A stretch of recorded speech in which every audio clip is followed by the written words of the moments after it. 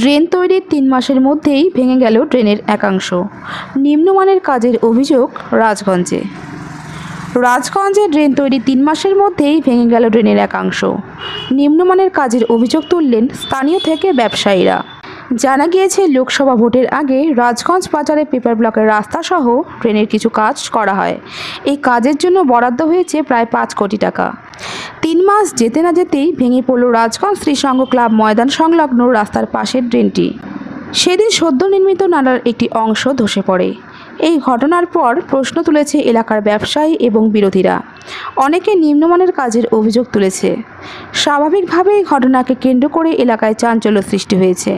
স্থানীয় সূত্রে জানা গিয়েছে, মাত্র ৩ মাস আগে রাজগঞ্জ বাজারের মধ্যে দিয়ে শুরু হয়েছিল এই ড্রেন তৈরির কাজ। নালা তৈরির কাজ নিয়ে বেশ কয়েকদিন দুর্ভোগ পোহাতে হয়েছিল ব্যবসায়ী থেকে স্থানীয়দের। সেই কাজের পর কিছুদিন যেতে না যেতেই ড্রেনের অংশটুকু ধসে পড়ে। এর ফলে সমস্যা আরও দীর্ঘমেয়াদী হলো। যদিও এই ব্যাপারে স্থানীয় প্রশাসন এবং শাসক দল কাজের বরাত পাওয়ার এজেন্সির গাফিলতির অভিযোগ তুলেছেন। সেই সঙ্গে এত অল্প সময়ে নির্মীয়মান ড্রেন ভেঙে পড়ায় সমস্ত দায়িত্বভার ছেড়ে দিয়েছেন পূর্ত বিভাগের আধিকারিকদের ওপর। আমরা দেখি রে কি ধরা আছে, কিন্তু এটা যদি ক্রসিং অর্ডার দিত, আমিও নিজে ঠিকাদারি, কিন্তু এই ধরনের এত বড় লোড দেওয়ার পর এইটুকু মানে কোনো ক্রসিং নাই। আর কাজের মানে মিস্ত্রি যাদেরকে দিছে, ঠিকাদার জানি না কীভাবে দিছে ওনাদেরকে, ওরা আদ্রা এদিকে কাজ করে রেখে দিয়ে যায়, ওইদিকে রেখে দিয়ে যায়, মানে সিস্টেমেটিক ওরা কাজটা করেনি। শ্রমিক আর ইঞ্জিনিয়াররা বলতে হবে কি মানে কাজ করতে ওরা।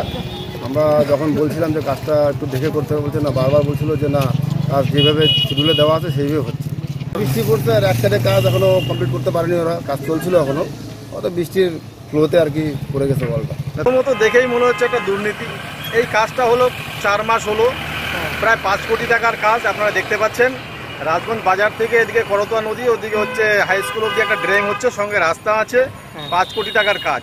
এই কাজটা পুরো নতুন কাজ ছিল, কিন্তু আমরা দেখতে পেলাম কি এখানে যে পুরনো একটা ছোট ড্রেন ছিল, সেই ড্রেনের উপরেই ওনারা নতুন কাজ করে সেটাকে ধামাচাপা দিচ্ছিল।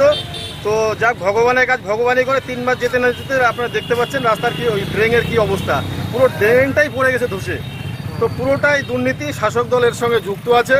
আমরা জানি প্রশাসন, এখানে বিডিও সাহেব খুব অ্যাক্টিভ নাকি, ওনার আমলে এই কাজটা হচ্ছে। বিডিও সাহেবের এই কাজটা দেখা উচিত যে বিডিও সাহেবের আমলে এই কাজটা কেন এইভাবে হচ্ছে, আর কাজটা তাড়াতাড়ি কেন শেষ হচ্ছে না।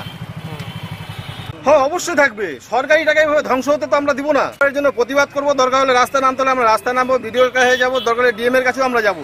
এটা আমাদের এমপি সাহেবকে আমরা জানাবো। এটা তো সরকারি টাকা, এটা জনগণের টাকা, এইভাবে দুর্নীতি করবে কেন করবে?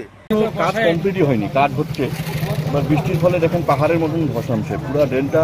আমাদের মনে হচ্ছে যে মাঝখানে যে টানাটা সেটা এখনো দেওয়া কমপ্লিট হয়নি, যার জন্য একটা সাইড পুরো উল্টে আরেকটা সাইডের মধ্যে পড়ে গেছে। কাজের নিম্নমানের থেকে বড় কথা হচ্ছে একটা গ্যাপে যদি আগে যেটা দেওয়া ছিল সাপোর্ট, এই পাশে ওই পাশে একটা টানা যদি দেওয়া থাকতো তাহলে এই জিনিসটা হতো না। পিডব্লিউডি রোড থেকে হচ্ছে কাজটা।